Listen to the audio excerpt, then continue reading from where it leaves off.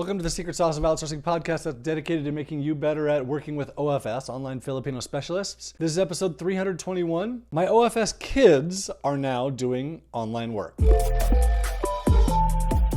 So one of the things I love about what I do is how fulfilling it is, meaning I hear success stories basically every day from either someone who got a job in the Philippines or an employer who is successfully hiring people, or now I'm hearing it from my own workers about their kids.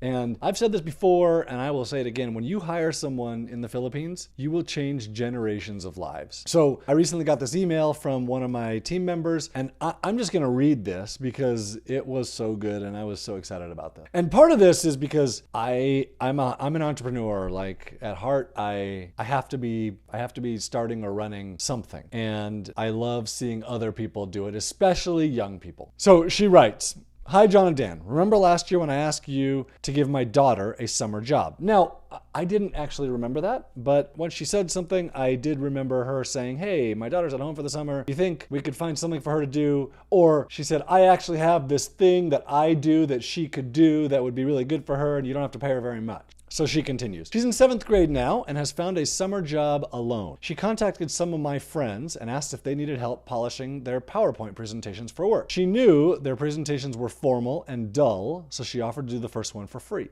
The next ones will be paid. This is one where I took her to a client meeting / coffee with one of my friends. And I love this picture for so many reasons. One, they're still wearing masks in the Philippines. Not everybody, not everywhere, but it's still definitely a thing. 2, look at the picture on her laptop. That is Doofenshmirtz, who, if you don't know who that is, it is from Phineas and Ferb. He's the villain and such a great character. But also, I know Doofenshmirtz super well because my kids watch Phineas and Ferb a lot. And apparently, so does she. So my 7th grader and my OFS 7th grader are having the same television experiences in their lives. They're both watching Phineas and Ferb. Her email continues. Just yesterday, she did one for our local Chamber of Commerce. They wanted a fancy presentation for a visiting senator. Thank you again for letting her do a bit of work last year. The summer job you gave her last year gave her the confidence to approach people and the discipline to finish her work. So there's some things to note about this. Number 1, generations. You will change generations of lives as you hire people in the Philippines, including yours and your kids' lives. Number 2, she's in 7th grade